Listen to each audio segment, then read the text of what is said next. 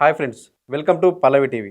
దాదాపు 20 రోజుల కిందట చిలుకూరు బాలాజీ ఆలయం ప్రధాన అర్చకులు రంగరాజన్పై వీరరాఘవరెడ్డి అనే వ్యక్తి ఒక ప్రైవేటు సైన్యంతో వచ్చి దాడికి పాల్పడ్డ సంగతి తెలిసిందే. ఆ తర్వాత ఆయన రంగరాజన్ పోలీసులకు ఫిర్యాదు చేయడం, తర్వాత సీఎం రేవంత్ రెడ్డి కూడా రంగరాజన్ ఫోన్లో పరామర్శించడం, ఈ వీరరాఘవరెడ్డి అనే వ్యక్తిని పోలీసులు అరెస్ట్ చేయడం, రిమాండ్ చేయడం, కస్టడీలోకి తీసుకోవడం, ఆ తర్వాత పలు ఆసక్తికరమైన విషయాలు తెలిసాయి. ఈ వీరరాఘవరెడ్డి అనే వ్యక్తి రామరాజ్య స్థాపన కోసం ఒక ప్రైవేట్ సైన్యాన్ని తయారు చేయదలుచుకున్నాడు.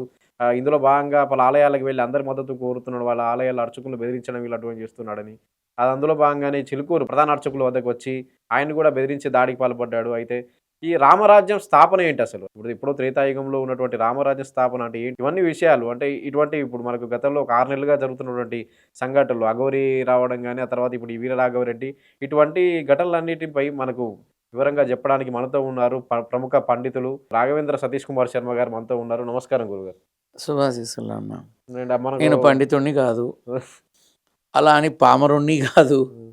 ఒక భగవత్ సేవకుడిగా నేను నా సేవను అందిస్తా. నీకు తెలుసా సంగతి? నువ్వు ఏదడిగినా చక్కగా అడుగు, నేను చక్కగా చెప్తా. మనకు ఇప్పుడు గత అక్టోబర్ నుంచి చూస్తున్నాం. అక్టోబర్లో అఘోరి ముత్యాలమ్మ ఆలయం గుడి దగ్గర నుంచి ఏది చెప్పినా నేను చెప్పిన ప్రతి ఒక్కటి నిజమై బయటకు వస్తుంది. ఏమంటున్నా అంటే ఇప్పుడు అంటే ఏంటి ఇవన్నీ ఇప్పుడు హిందూ ధర్మ పరిరక్షణ అని చెప్పి, కానీ ఇప్పుడు వీరరాఘవరెడ్డి అనే వ్యక్తి రామరాజ్య స్థాపన అంటూ ఆలయాల్లోకి వెళ్ళాడు కదా. ఆలయాల్లోకి వెళ్ళి రంగరాజను మీద దాడికి పాల్పడడం, ఇలాంటివి ఏంటి? రామరాజ్యం ఏంటి అసలు? రామరాజ్య స్థాపన అంటే ఏంటి? ఏముంటుంది రామరాజ్యంలో? ఏమీ లేదు. రామరాజ్యం అనేది త్రేతాయుగానికి సంబంధించింది. ఇది కలియుగం. కలియుగంలో నీకు రామరాజ్యం ఎట్లా వస్తుంది? అక్కడ రాముడు ఒక్కడే పరిపాలించాడు, ఇక్కడ రాముడు తప్ప అందరూ పరిపాలిస్తున్నారు. తేడా ఉంది కదా. ఇక్కడ పరిపాలన అనేది వందల మంది చేస్తున్నారు, అక్కడ రాముడు ఒక్కడే చేశాడు. అక్కడ ఒక్క రాముని యొక్క విధానంతో నడిచింది కాబట్టి, ధర్మ పరిపాలన జరిగింది కాబట్టి, అందరి క్షేమం సుభిక్షంగా ఉండేలా చేశాడు కాబట్టి రామరాజ్యం అయింది. మనం ఉన్నటువంటి యుగంలో ఉన్నాం, కలియుగంలో ఉన్నాం. దినమ్మ గడుపు గాలిపోను తెల్లారు లేస్తే అబద్ధంతో మొదలవుతోంది, తెల్లారు లేస్తే పాపంతో మొదలవుతోంది. రాత్రి పడుకునేంత వరకు మాట్లాడేవి అబద్ధాలు, చెప్పేవి అబద్ధాలు, చేసేవి అబద్ధాలే, అన్నీ అబద్ధాలే. నిజాయితీగా ఎవడూ లేడు. ఉన్నా వాణ్ణి కూడా పాడు చేస్తారు. ఖచ్చితంగా చెప్తున్నా, ఇక్కడ కలియుగంలో రామరాజ్యం అభూత కల్పన.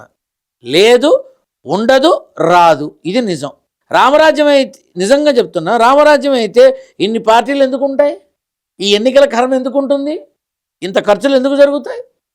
మనం కలియుగంలో ఉన్నాం, కలియుగాన్ని అనుసరించి ముందుకెడుతున్నాం అంతే. రామరాజ్యం కాదు, అది రాదు, లేదు, ఉండదు. హైందవాన్ని కాపాడుకునే ప్రయత్నం చేస్తే కొంతన్నా మనం ధర్మాన్ని నిలబెట్టిన వాళ్ళం అవుతాం.